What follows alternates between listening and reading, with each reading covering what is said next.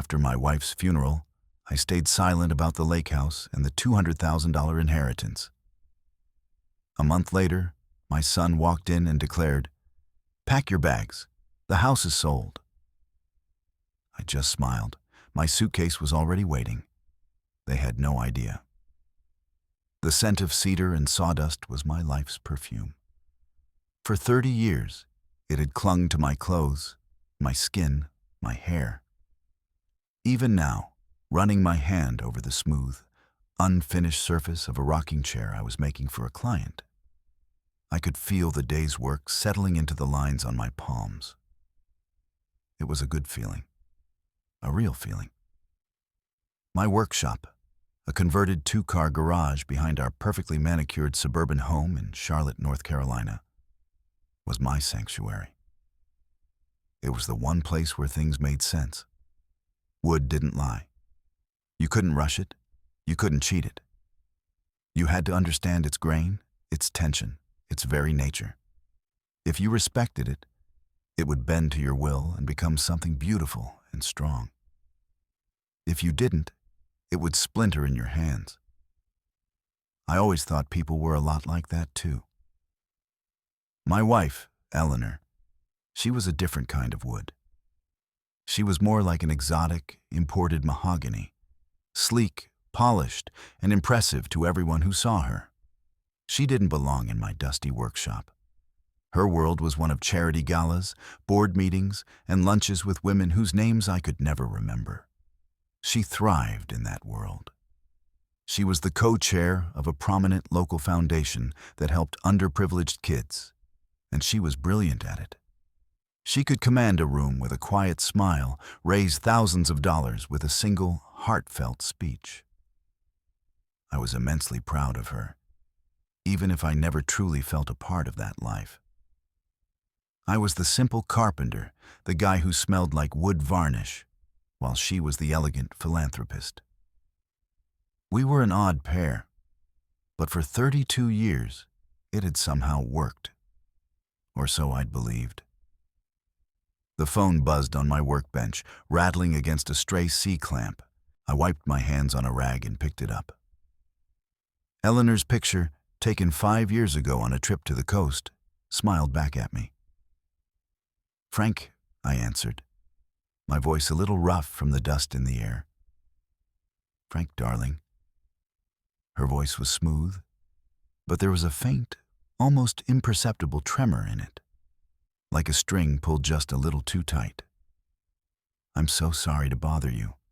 I know you're working." "It's no bother, Elle. What's up? Everything okay?" I leaned against the workbench, my eyes scanning the organized chaos of my tools. "Everything's fine, perfectly fine. It's just, this fundraiser is running much later than I expected. We've had a few last-minute patrons arrive, and Richard is insisting I stay to greet them. You know how he is." Richard was her co-chair, a man with a smile as bright and hard as polished marble. I'd never liked him. There was something about the way he looked at Eleanor, a little too familiar, a little too proprietary. But I'd always pushed that feeling down. It was jealousy, I told myself. Plain and simple. He was part of her world, and I wasn't. "Right, Richard," I said, keeping my tone even. "So you need a ride? Would you be a complete angel and come get me in, say, an hour?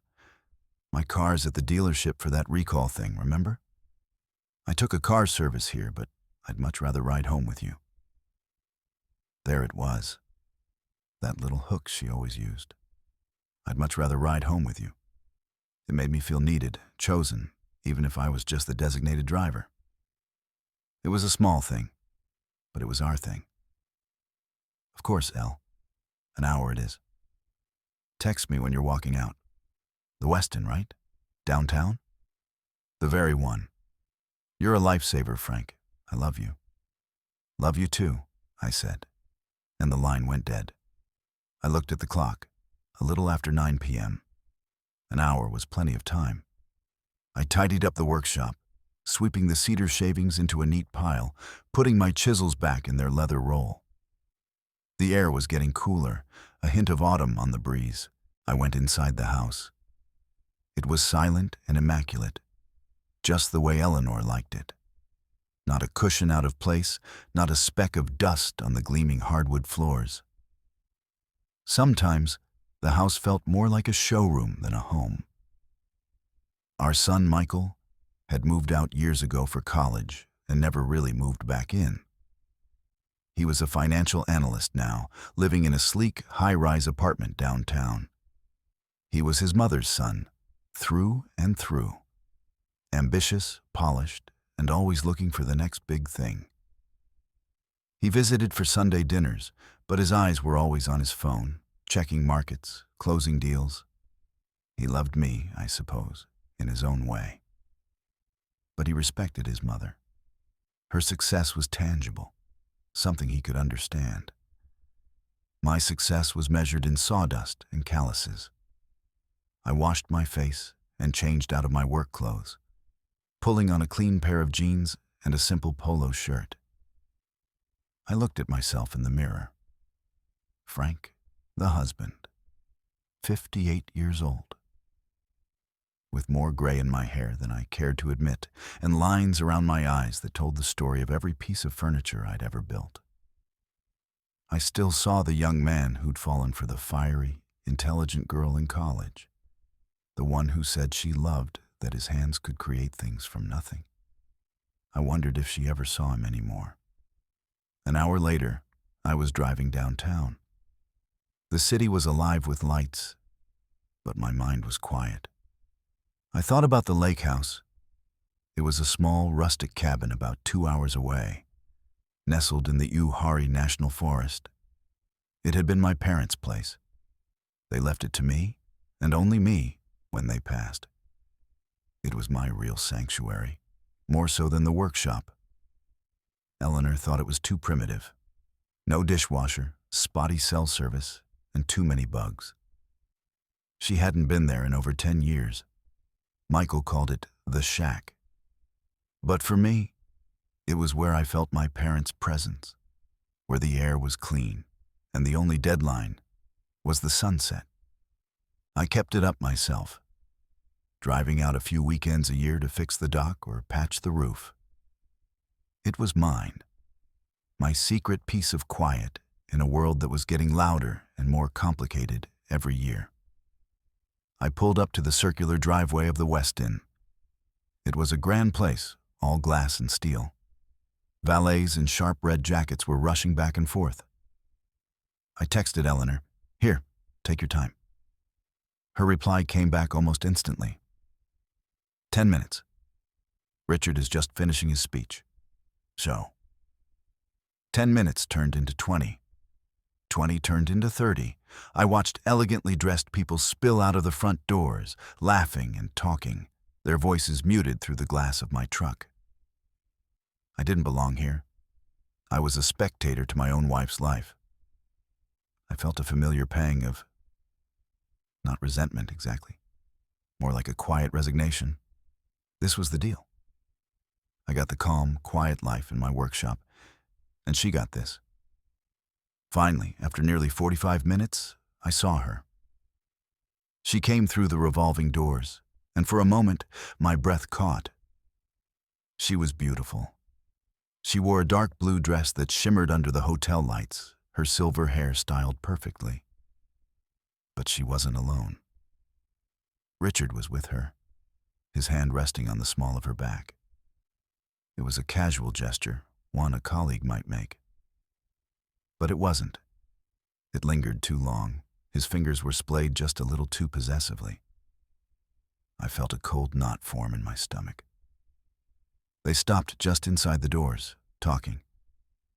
I couldn't hear what they were saying, but I could see their faces. Eleanor was smiling, but it didn't reach her eyes.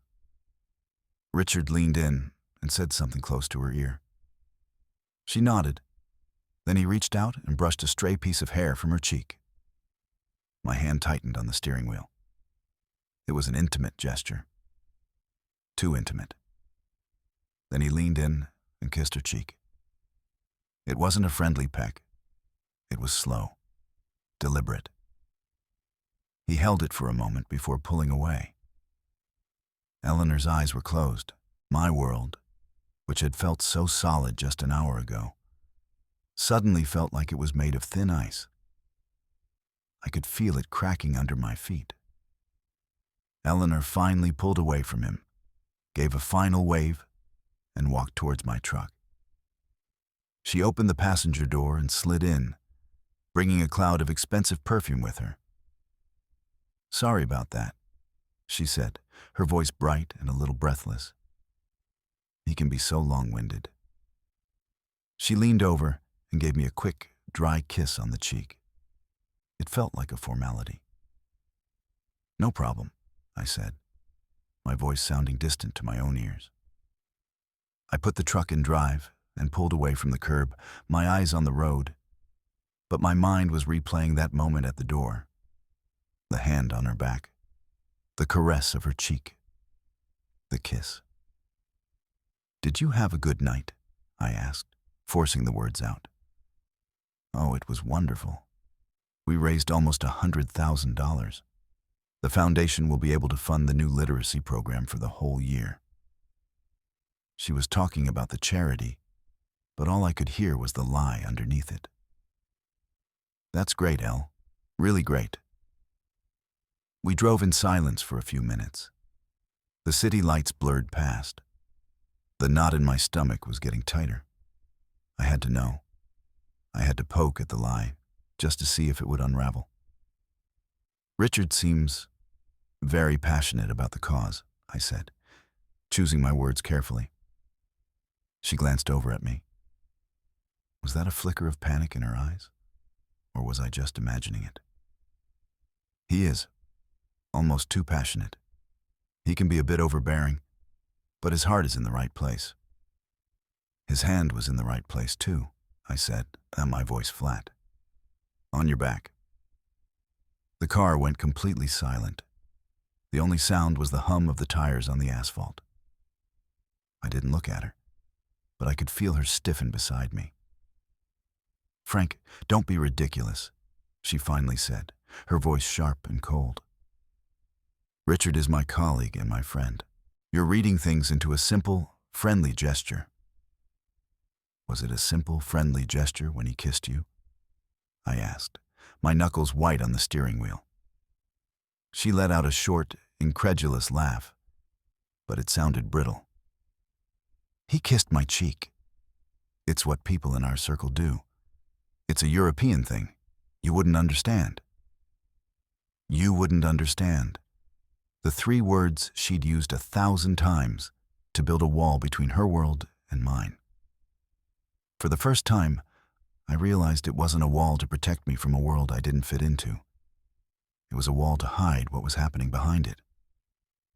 "Maybe I don't," I said quietly, "but I understand what I saw." She sighed, a long, theatrical sound of exasperation. "Frank, you're tired. You've been working too hard. Let's not fight. It was a long night and I'm exhausted." She was shutting it down, dismissing my feelings, my own eyes, as a product of fatigue. The conversation was over. She reached over and turned on the radio, filling the car with soft music. But the silence between us was deafening. In that moment, driving home through the sleeping suburbs, I felt a chasm open up between us. A vast, dark space filled with 32 years of unspoken truths and polite fictions. The ice wasn't just cracking anymore. It was breaking apart. And I had a terrible, sinking feeling that we were both about to fall through. I looked over at her. She was staring out her window, her reflection a ghostly image against the passing streetlights. For the first time in a very long time, I felt like I was looking at a complete stranger. The next 2 weeks were a masterclass in denial, a silent, suffocating dance around the truth. We spoke, but we didn't talk. We moved around each other in the pristine house like two ghosts, our conversations limited to polite banalities. "Did you get the mail?" "I'm heading to the store. Need anything?" "Dinner's in the oven." The air was thick with things unsaid. Eleanor acted as if our conversation in the truck had never happened. She was cheerful, busy, and constantly on the phone, her voice a low, urgent murmur whenever I entered the room. At which point, she would abruptly end the call with a breezy, "I'll call you back." Every time, the cold knot in my stomach tightened. I retreated to my workshop, the only place I could breathe. The smell of wood was honest. The work was true. I sanded, I cut, I joined, pouring all my confusion and a growing, simmering anger into the grain. I started noticing things I'd been blind to for years. The second cell phone she kept in her purse, the one she called her work phone. The frequent late-night board meetings that always seemed to coincide with Richard's schedule. The credit card statements that arrived in envelopes she would quickly snatch from the mail pile and take to her office, closing the door behind her.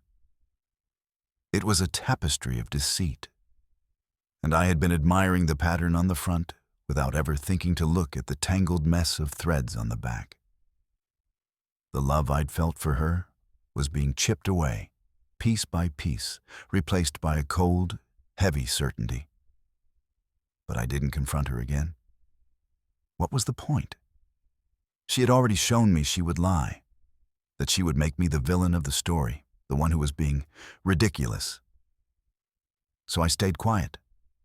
I watched. And I waited. I didn't know what I was waiting for, but I knew something had to give. The tension was unsustainable. The breaking point came on a Tuesday afternoon. It was raining, a dreary, persistent drizzle that matched my mood. Eleanor called me in the workshop. Her voice was frantic. Frank, you need to come home, now." "What is it? What's wrong?" I asked, my heart starting to pound. I can't explain. Just please, hurry." Then the line went dead. I didn't even stop to turn off the lights. I ran out of the workshop, the rain soaking my shirt in seconds, and sprinted into the house. The front door was ajar. I pushed it open and called her name. "Eleanor." Silence. A terrifying, absolute silence. I walked through the living room, my boots leaving wet tracks on the polished floors. Then I saw it. The back sliding glass door that led to the patio was shattered, glass littering the floor like jagged ice. My mind raced. A break-in? Was she hurt? "Eleanor!" I yelled again, my voice filled with panic. I followed a trail of overturned objects, a lamp, a stack of magazines, to her home office. The door was closed. I twisted the knob and pushed it open. The scene that met my eyes will be burned into my memory forever. Eleanor was on the floor, unconscious.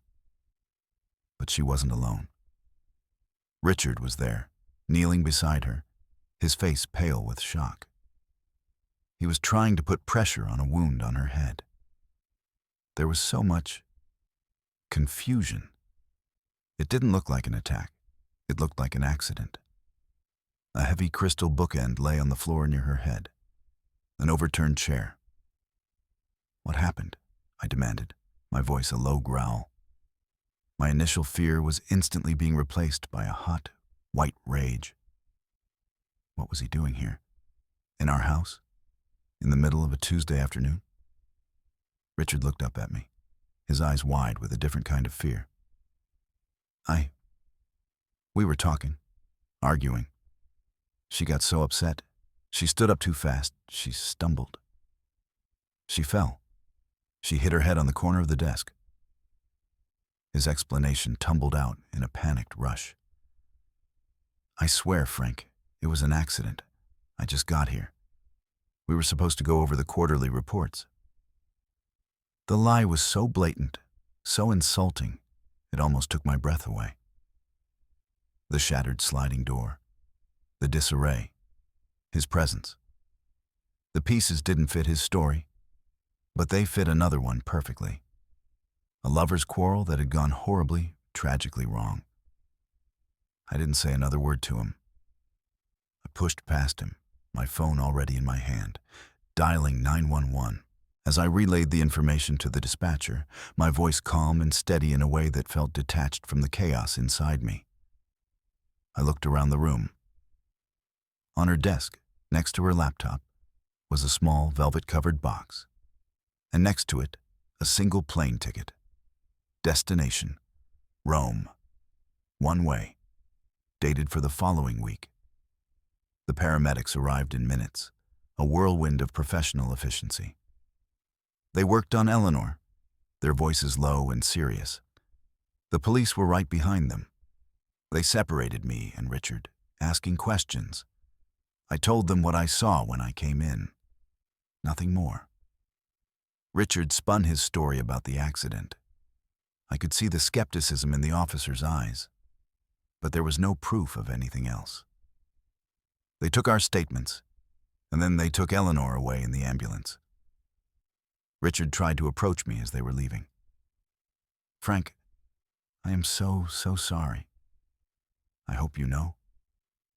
I turned to him, and the look in my eyes must have been enough to stop him cold. "Get out of my house," I said, my voice barely a whisper, but it carried the weight of 32 years of betrayal. He flinched as if I'd slapped him, and without another word, he left. I spent the next few hours at the hospital, sitting in a sterile, uncomfortable chair in the waiting room. Michael arrived, his face a mask of controlled panic. He had rushed over from his office, still in his expensive suit. "Dead. What happened?" "They called me. They said there was an accident." "Your mother fell," I said, the words tasting like ash. "She hit her head." I couldn't bring myself to tell him Richard was there. Not yet. It felt like a betrayal of a family that, I was beginning to realize, had been a fiction for a very long time. Eleanor never regained consciousness. The doctors said the swelling in her brain was too severe. She held on for 2 days, a machine breathing for her, while I sat by her bedside, watching the steady rise and fall of her chest. Michael sat with me, sometimes holding my hand, sometimes pacing the small room, his phone buzzing incessantly. In those quiet, beeping hours, I didn't feel grief. I felt a profound, hollow emptiness. The woman I had loved was already gone, long before her fall. The person in that bed was a stranger who had shared my house. She passed away on a Thursday morning, just as the sun was rising. The funeral was a week later. It was exactly the kind of event Eleanor would have orchestrated herself. A massive church, overflowing with flowers and people from her world. Board members, philanthropists, city council members. Richard was there, in the front row with the other foundation members, his face a picture of solemn grief. I watched him, and I felt nothing but cold contempt. He was playing a part, just as he always had. Michael gave a beautiful eulogy, his voice breaking as he talked about his wonderful, caring, and brilliant mother. He spoke of her tireless work for the community, her grace, her strength. I listened to his words, and it was like hearing about a person I'd never met. Was this the same woman who kept a secret phone? The same woman who was planning to leave the country without a word? After the service, people came up to me, murmuring their condolences. She was such an inspiration, a pillar of the community. You must be so lost without her. I just nodded, my face set like stone. I felt like an actor in a play I hadn't rehearsed. In the days that followed, the house grew quieter than ever. Michael started coming over more often, but not to comfort me. He came over to organize. He went through his mother's office, packing her things into boxes. He was efficient, detached. "We'll need to get the house appraised, Dad," he said one afternoon, not looking up from a stack of papers on her desk. "We should probably sell. It's too big for just you." "Let's not rush things, Michael," I said quietly. "There's no point in waiting," he said, his tone businesslike. "Emotion just clouds judgment. Mom always said that." A week after the funeral, a letter arrived from Eleanor's lawyer, a Mr. Davison. It requested my presence at his office to discuss the reading of the will. Michael was there when I opened it. "I'll come with you," he said immediately. "Mom made me the executor of her estate. I'll handle everything." The letter was addressed to me, Michael. "It's just a formality, Dad. I'm sure everything is straightforward. The estate will probably be split between us, and I'll manage the assets."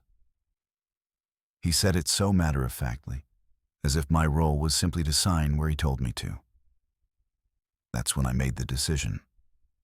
I would stay silent. I wouldn't tell him about Richard being there when she fell. I wouldn't tell him about the one-way ticket to Rome, and I certainly wouldn't mention the lake house or the $200,000 my parents had left me in a trust fund years ago, an account Eleanor knew about, but Michael didn't. That was my money, from my family, separate from everything else, a nest egg for a rainy day, and it felt like a storm was coming. I let him believe he was in control. I let him think he knew everything. I would go to the lawyer's office alone. I needed to see the final act of this play by myself. I had a feeling Eleanor had left behind one last secret, one final twist in the story. And I needed to be ready for it. The day I went to the lawyer's office, the sky was a brilliant, unforgiving blue. It felt like a mockery of the gray fog that had settled inside me. Mr. Davison's office was in a historic downtown building, the kind with creaky wooden floors and the faint, pleasant smell of old paper and leather. It was a world away from the gleaming, impersonal towers where my son Michael conducted his business. Mr. Halver, Davison himself was a man who seemed to belong to the office. Older, with kind, weary eyes, and a suit that was well-tailored, but not flashy. He greeted me with a solemn handshake and led me into a room lined with books from floor to ceiling. "Thank you for coming in, Frank," he said, gesturing to a sturdy leather armchair opposite his large mahogany desk. "I know this is a difficult time." "It is," I said, my voice steady. I had spent the past month building a wall inside myself, brick by brick. On the outside, I was the grieving widower. On the inside, I was a detective, piecing together the last fragments of a shattered life. "Eleanor made her will several years ago," Mr. Davison began, opening a thick file on his desk. "She appointed your son, Michael, as the executor. However, she made a few updates. Very recently, in fact. Just under 2 months ago." My heart gave a slight thump. 2 months ago. That was right around the time I started feeling that something was deeply wrong, that the distance between us had become a canyon.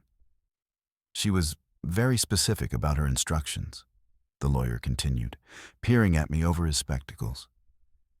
"The main house, the cars, her stocks, and her personal savings are to be placed in a trust, with Michael as the sole beneficiary and executor. He will have full control of those assets." I nodded slowly. It was what I expected. It was Michael's inheritance from his mother. It made sense. In their world, assets and control were the ultimate measures of success and affection. "However," Mr. Davison said, pausing for effect, "there are 2 items that she handled separately. First, there is a life insurance policy, a substantial one. It was taken out by the foundation in her name, as is common for key executives." He slid a document across the desk. "The beneficiary of that policy is not the estate. It's Richard Powell." The name hung in the air between us. I stared at the paper, at Richard's name typed in neat, black ink, and I felt a wave of cold, clarifying calm. It wasn't a shock. It was a confirmation. Proof. The final piece of the puzzle that showed their relationship was not just a fleeting affair, but a long-term partnership. They were building a life together, funded by her work, and she was making sure he would be taken care of if anything happened to her. The one-way ticket to Rome wasn't for a vacation. It was for a new beginning. "I see," I said, my voice devoid of emotion. Mr. Davison watched me, his expression unreadable. "The second item is a personal savings account. It seems it was funded by a trust left to her by her grandmother. According to the terms of that trust, she could not touch the principal, but she could bequeath it in her will. She has bequeathed the entire sum to you, Frank." He slid another document over. My eyes found the number. $200,000. I stared at it, completely stunned. This I had not expected. Why? Why would she leave me that money? Was it guilt? A final, transactional apology for a lifetime of deceit? Or was it something else? A strategic move? Something to keep me quiet? "There's one more thing, Frank," Mr. Davison said, his voice dropping lower. "And this is the most difficult part. As her legal counsel, I advised her against this course of action, but she was insistent. She said she needed the truth to be on record, somewhere. She came to me a month before her passing. She was distressed. She had a sealed envelope, and she instructed me to give it to you, and only you, upon her death." He reached into the file and pulled out a thick, cream-colored envelope. My name was written on the front in Eleanor's elegant, looping handwriting. My hand trembled slightly as I took it. It felt heavy, both in weight and significance. "She told me what was inside," Mr. Davison said gently. "She wanted me to prepare you. Frank, she had a paternity test done." The air left my lungs in a silent rush. The room seemed to tilt on its axis. Paternity test. The words echoed in the sudden, roaring silence in my head. I looked from the lawyer's compassionate face to the envelope in my hands. All the pieces of my life, all the memories of the last 30 years, suddenly flew apart like a shattered vase. Michael, my son, our son. My fingers, clumsy and numb, tore open the seal. Inside were official-looking documents from a DNA lab. I didn't need to read the scientific jargon. My eyes went straight to the conclusion, the words printed in bold at the bottom of the page. The alleged father, Frank Miller, is excluded as the biological father of the child, Michael Miller. I read the sentence again and again. The words blurred. The sounds of the office faded away. All I could hear was the frantic beat of my own heart. He wasn't my son. For 30 years, I had raised another man's child as my own. Every memory, teaching him to ride a bike, helping him with his homework, the pride I felt at his college graduation, was suddenly tainted, a lie I hadn't even known I was living. And the father? I knew, with a certainty that was as absolute as the ground beneath my feet, who it was. Richard. It had to be. Their relationship wasn't a recent development. It was the foundation upon which my entire family had been built. My marriage, my fatherhood. It was all a sham. She said she was planning to tell you, Mr. Davison said softly, pulling me from my spiraling thoughts. She said things had gone on for too long. She seemed to believe you both deserved to know the truth before she left.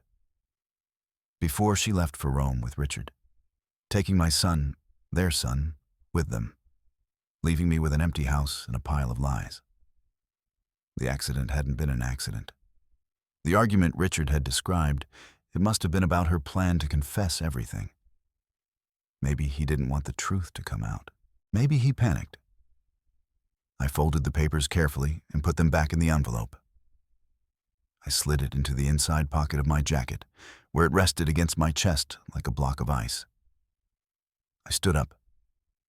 "Thank you, Mr. Davison," I said. My voice was hoarse. "Thank you for your honesty." "Frank," he said, standing as well, "what are you going to do?" I looked at him, and for the first time in weeks, I felt a flicker of something other than pain or confusion. It was a cold, hard resolve. I knew exactly what I was going to do. "I'm going to respect my wife's final wishes," I said. "All of them." I walked out of that office a different man than the one who had walked in. The grief was gone, burned away by the fire of betrayal. The sadness was replaced by a steely, quiet purpose.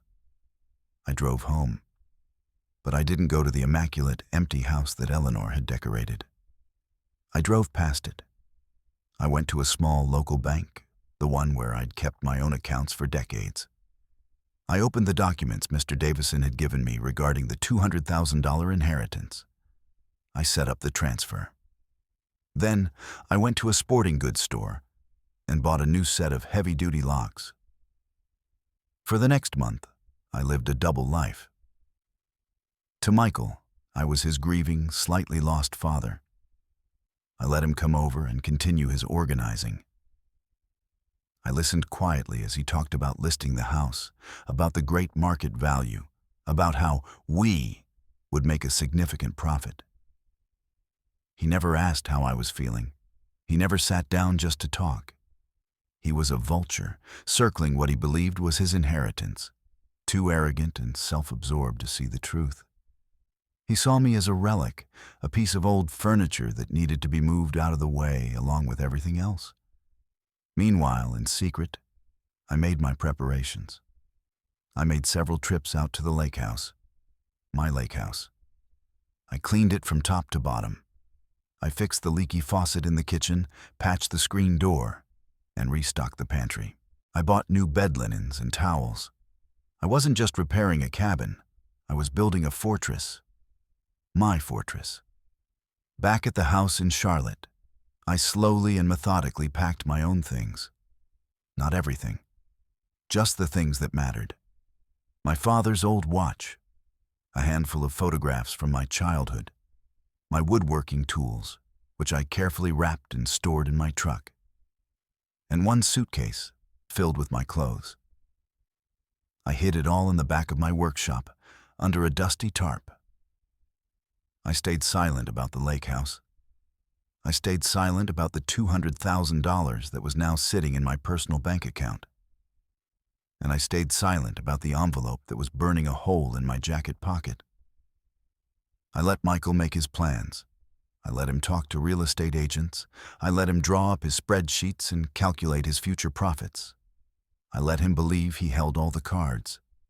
I was patient. I was wood. I wouldn't splinter. I was just waiting for the right moment to show him the true grain of things. The day it all ended was a Thursday, almost exactly 1 month after the funeral. The morning was bright and crisp. I was in my workshop, not building anything, just sitting on a stool, drinking a cup of coffee. The room was half empty now, cleared of all the tools and personal effects that had made it mine. It felt sterile, like a stage waiting for the final scene. I had already changed the locks on the workshop doors the week before. It was the first step in reclaiming my own space. I felt a strange sense of peace. The kind of calm that comes after a storm has passed and you're just standing in the wreckage, ready to rebuild. My suitcase was packed and waiting by the door of my truck, which was parked just outside. Around 10 o'clock, I heard a car pull into the driveway. A sleek, silver sedan. Michael. I heard his car doors shut with an expensive, solid thud. A moment later, The front door of the house opened and closed. I didn't move. I just sat there, sipping my coffee, and waited. He came bursting into the workshop a few minutes later, not even bothering to knock. His face was flushed with a mixture of excitement and irritation. He was holding a set of papers in his hand. "Dad, there you are. I've been calling you," he said, his voice sharp with impatience. "We need to talk. I have the listing agreement from the realtor. It's a great offer, better than I expected. We need to sign today." I took a slow sip of coffee and looked at him. Really looked at him. I saw the expensive haircut, the designer watch on his wrist, the ambition glittering in his eyes. And for the first time, I didn't see a trace of myself in him. I saw Richard's sharp features, Eleanor's cool confidence. I felt a pang, not of sadness, but of closure. "I'm not signing anything, Michael," I said, my voice calm and even. He stopped short, his triumphant expression faltering. He stared at me as if I'd just started speaking a foreign language. "What are you talking about?" "Dad, this is a fantastic deal. We need to move on this. We can have the money in our accounts in less than 60 days. Our accounts. There it was. The royal we. "There's no we in this, Michael," I said, setting my coffee cup down on the clean workbench. "And there's no deal. The house isn't for sale." He let out a short, frustrated laugh. "Dad, don't be sentimental. It's a house. It's an asset. Mom would have wanted us to be practical." "I'm sure she would have," I agreed softly. "But you seem to be operating under a misapprehension. You can't sell this house. You don't have the authority." His face darkened. The mask of the successful businessman was slipping, revealing the spoiled, arrogant young man underneath. "What are you talking about? I'm the executor of Mom's estate. I have the paperwork. I have the power of attorney. This house is part of the estate." This was the moment. The beginning of the end. I reached into my jacket and pulled out a folded document. It was the deed to the house. "Actually, it's not," I said, unfolding it and placing it on the workbench in front of him. "Your mother and I bought this house in 1995. But 10 years ago, when I took out a business loan to upgrade the workshop, your mother insisted on being removed from the deed to protect her personal assets from any potential business liability. She signed her half over to me. The house has been solely in my name for the last decade." He stared at the deed, his mouth slightly agape. He snatched it up and read it, his eyes scanning the legal language, searching for a loophole that wasn't there. I watched the color drain from his face. The foundation of his plan had just crumbled. This can't be right," he stammered. "She never said anything." "She said a lot of things," I replied, "and she left a lot of things unsaid." He looked up at me, his eyes wide with disbelief and a dawning, furious anger. "So what? You're just going to live here? In this big, empty house? That's selfish. The money from this sale was supposed to set me up. It's my inheritance." "Your mother provided for you, Michael," I said coolly. "You'll get her stocks, her savings, the trust. You're not being left with nothing." I paused, letting the silence stretch. "She also left something for Richard." His head snapped up. "Richard? What does he have to do with anything?" "She left him the full payout from her foundation's life insurance policy. A very generous amount, I believe. A parting gift, you might say." Michael just stared at me, his mind clearly struggling to process this new information. The fury on his face was now mixed with confusion. Why? Why would she do that? And then he finally stormed in, his voice booming with fake concern and real entitlement. He didn't even see my suitcase, propped and ready by the wall. "Dad, There you are. I got the final papers from the realtor. We need to sign today. He waved a folder at me, a triumphant grin on his face. This was it. The moment he'd been waiting for. The culmination of his planning. Then his eyes fell on my suitcase. His grin faltered. What's that? That, I said, standing up slowly, is for me. He frowned, a flicker of confusion crossing his face. What are you talking about? Are you going somewhere? I am, I said. I took a deep breath. It was time. But you seem to have things a little backward, Michael. You're not selling my house. His face hardened. It's our house, Dad. And as the executor, I've made the decision. It's sold. The deal is done. All that's left is your signature. So you need to pack your bags. The new owners take possession in 30 days. I just smiled. It wasn't a happy smile. It was the smile of a man who had been holding the winning hand all along and was finally ready to lay his cards on the table. My suitcase is already waiting, but it's you who has things to pack up. See, this house isn't sold, and it never will be, not by you. Because this house, I said, my voice dropping to a low, clear tone, is mine, and mine alone. I explained it to him. The deed, the signature 10 years ago. I watched his face cycle through shock, denial, and then pure, unadulterated rage.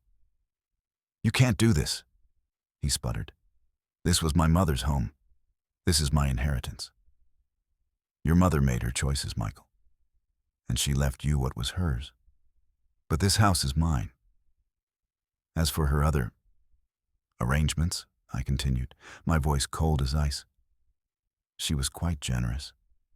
She left a very substantial life insurance policy to her partner, Richard. The name hit him like a physical blow. Her partner? Yes. They were planning a new life together, in Rome. She had a one-way ticket. He was speechless, his face pale. The perfect polished world he had built around the memory of his sainted mother was shattering before his very eyes. But that's not all she left behind, I said, reaching into my jacket pocket. I pulled out the cream-colored envelope. My hand was perfectly steady. She left this, for me. But I think you should see it. She wanted the truth to be on record. I handed him the envelope. He opened it with trembling fingers. He pulled out the lab report. I watched his eyes scan the page, his breath catching in his throat. I saw the exact moment he read the final sentence. The blood drained from his face, leaving him looking ashen and hollow. He looked up at me, his eyes filled with a terrifying, wild desperation. He looked like a little boy, lost and afraid. No, he whispered. No, it's a lie. You're lying. Your mother was many things, Michael, I said, picking up my suitcase. But the DNA doesn't lie. Wood doesn't lie. People do. You should talk to Richard. I'm sure he can fill in the details of the last 30 years for you. I turned and walked out of the workshop for the last time, leaving him standing there with the truth in his hands. I didn't look back. I got into my truck, placed the suitcase on the passenger seat, and started the engine. As I pulled out of the driveway, I saw him stumble out of the workshop, the paper clutched in his fist, his face a mask of utter devastation. He looked at me, his mouth opening, but no sound came out. I drove away from the immaculate house, from the manicured lawn, from the 32 years of polite fictions and devastating secrets. I drove towards the rising sun, towards the mountains, towards the little lake house that had been waiting for me all this time. The $200,000 was a cushion, but it wasn't the prize. The real inheritance was the truth. It was a brutal, painful truth, but it was mine. and as the city shrank in my rearview mirror, I felt the immense weight I had been carrying for so long finally begin to lift. I was just Frank again, a man who builds things with his hands. And for the first time in a very long time, I was free. The weight of the house in the rearview mirror was immense, a physical presence shrinking with distance, but growing in significance. For 32 years, that building had been the container for my life. And now it was just a box of secrets I had finally unlocked and walked away from. I drove without a destination in mind. Not yet. My hands were steady on the steering wheel of the old truck, the familiar vibration of the engine a comforting, solid reality in a world that had dissolved into smoke. I saw Michael's devastated face in my mind's eye, the crumpled paper in his hand, his perfect, ordered world lying in ruins around him. A part of me, a deeply buried, fossilized part that remembered holding him as a baby, felt a pang of something akin to pity. But it was quickly consumed by the cold, hard clarity that had become my new companion. Pity was a luxury I couldn't afford. He wasn't a boy anymore. He was a man who had chosen his side long ago. He had chosen the world of assets and appearances, the world of his mother. Now he would have to live with the true cost of that world. I drove for an hour, aimlessly, through the sprawling suburbs of Charlotte, watching the manicured lawns and identical houses blur past. Each one was a potential stage for its own quiet drama, its own set of polite fictions. My life hadn't been unique. It had just been my turn for the curtain to be pulled back. I finally turned the truck onto the highway, heading west, toward the mountains, toward the only real thing I had left. The further I got from the city, the more I felt the tension in my shoulders begin to ease. The concrete and glass gave way to rolling hills and thick stands of pine. I rolled down the window, and the air that rushed in was different. It smelled of damp earth and greenery, a clean, honest smell that seemed to scour the lingering scent of Eleanor's perfume and the sterile emptiness of the house from my lungs. I was breathing my own air again. The 2-hour drive felt like a passage between lifetimes. With every mile, I shed another layer of the man I had been. Frank, the husband. Frank, the father. The titles fell away like dead leaves, leaving just Frank, the man who liked the feel of wood grain under his fingertips, the man who found peace in the quiet hum of a saw and the patient process of creation. The $200,000 sitting in my bank account was a strange, abstract comfort. It was freedom, it was security. But it wasn't the point. The point was the quiet dignity of having something that was truly mine, earned or inherited through love, not lies. It was the knowledge that I could build a new life on a foundation of my own making. By the time I turned onto the winding, unpaved road that led to the lake house, the sun was high in the sky. The truck bounced and jostled over the ruts, and I felt every bump not as an annoyance, but as a welcome return to something rough and real. I finally pulled into the small clearing, the tires crunching on a bed of dry pine needles. And there it was, the cabin. It was small and unassuming, built of dark, weathered timber, with a wide front porch and a stone chimney. It wasn't a statement. It was a shelter. It was the physical manifestation of my parents' simple, steady love for each other and for me. I killed the engine, and the sudden silence was profound, broken only by the gentle lapping of the lake against the shore and the distant call of a loon. I sat there for a long moment, just looking at it. This was my sanctuary. This was home. My suitcase felt ridiculously light as I carried it up the porch steps.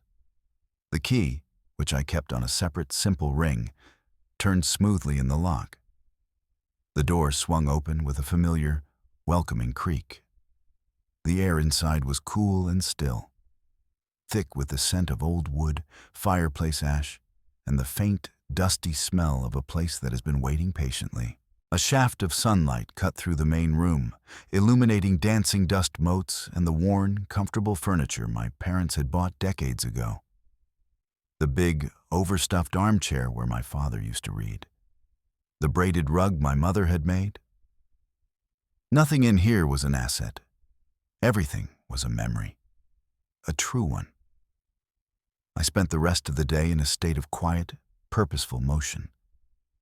I opened all the windows to let the fresh air chase the staleness away.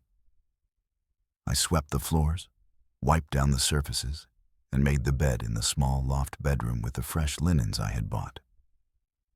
Every simple domestic act felt like a reclamation. I wasn't just cleaning a house, I was clearing my mind. I was performing a ritual to mark the beginning of a new chapter. I unpacked my suitcase, placing my few clothes in the old wooden dresser. I set my father's watch on the nightstand. I put my tools away, one by one, in the small shed out back, arranging them with the same care I always had. They looked right at home. As evening fell, I built a fire in the stone fireplace. I sat in my father's armchair, watching the flames lick and curl around the logs. And I felt a sense of peace settle over me that was so deep and complete, it was almost overwhelming. The anger I had carried for weeks was gone. The betrayal still ached, like a healed-over wound that is sensitive to the touch.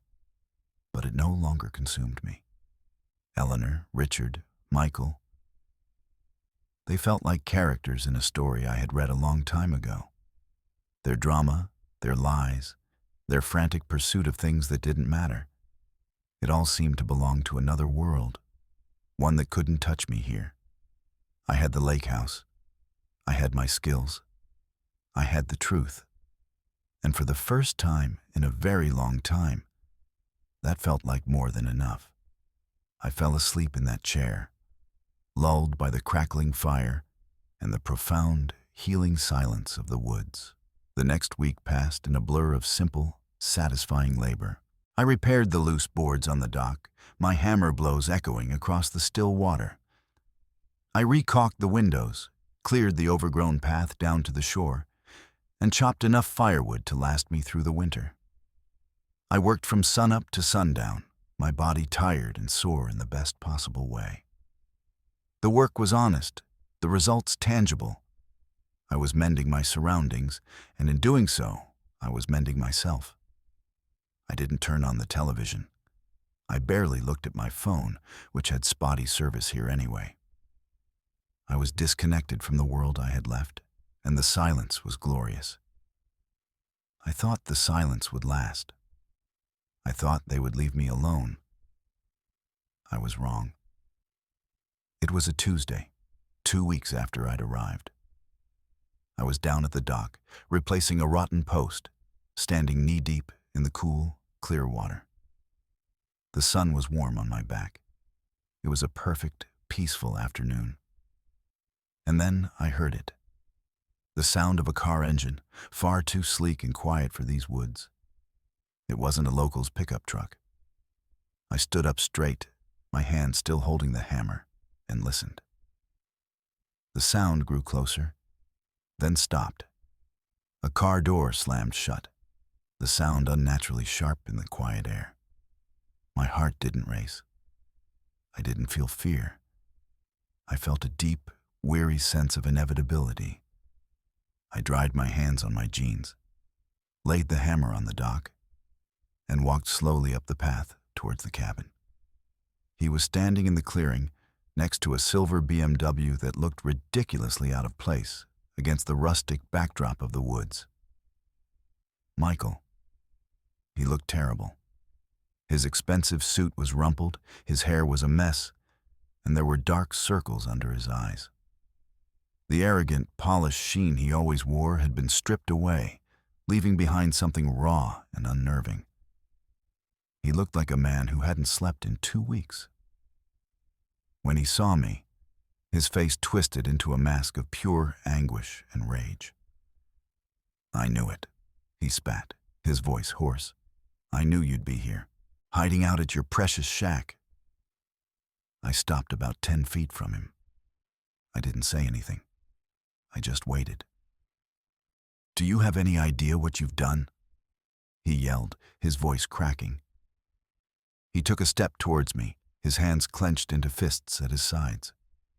"You destroyed everything, my entire life. You blew it all up with your lies." "My lies?" I asked, my voice quiet but firm. The contrast between his hysteria and my calm seemed to infuriate him even more. "I didn't lie about anything, Michael. I just stopped participating in yours." "You think this is funny? You think this is some kind of victory?" He gestured wildly at the cabin, at the woods, at my simple life. "You run away to this hole in the ground, and you leave me to clean up your mess." Her memory. My mother's memory. You ruined it. "Her memory was a lie," I said, my voice as hard as the stones in the chimney.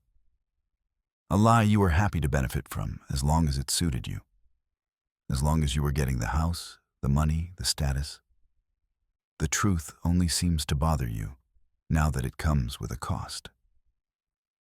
He flinched as if I'd slapped him.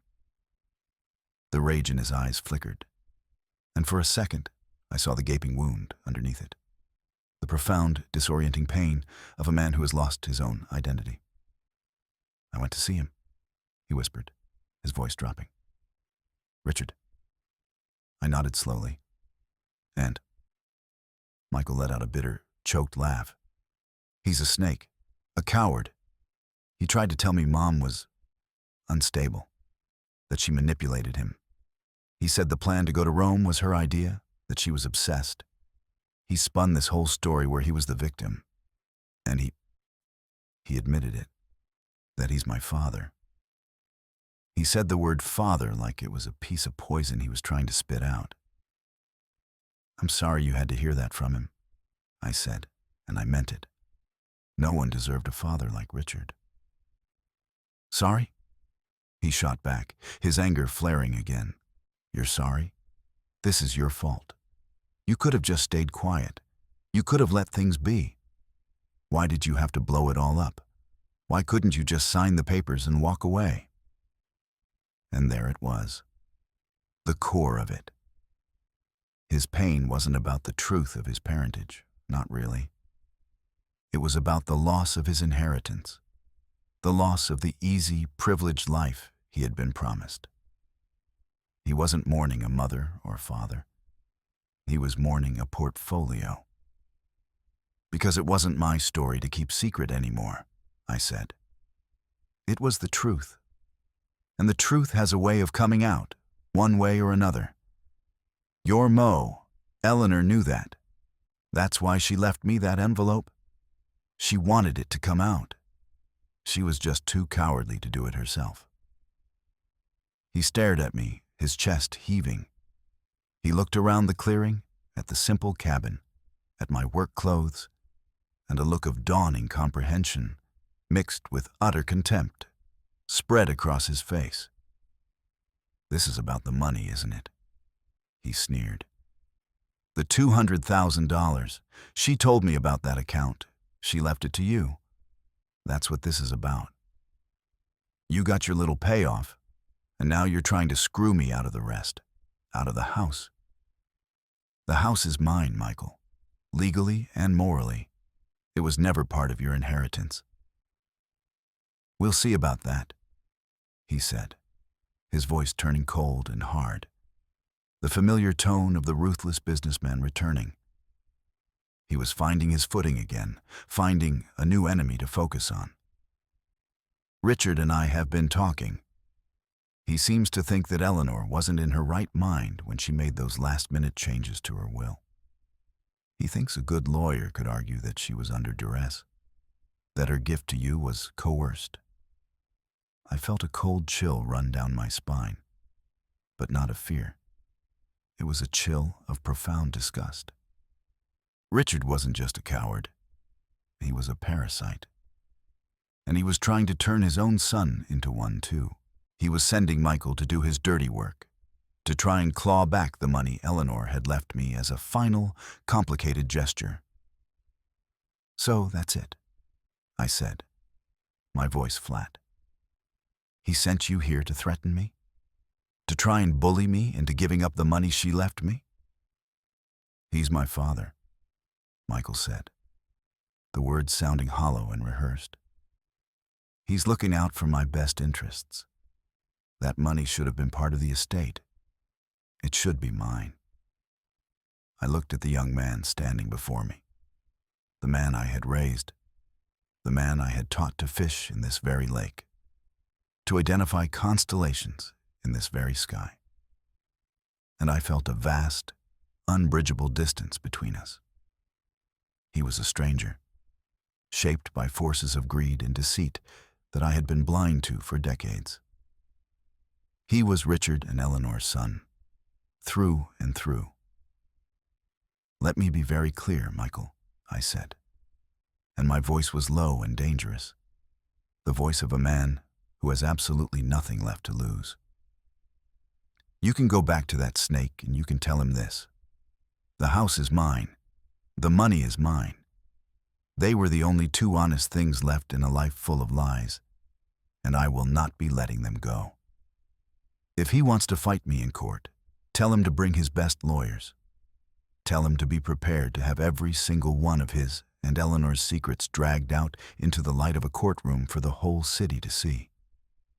The affairs, the secret accounts, the paternity, all of it. I will burn the whole rotten structure to the ground before I let either of you take one more thing from me." He recoiled, his face pale.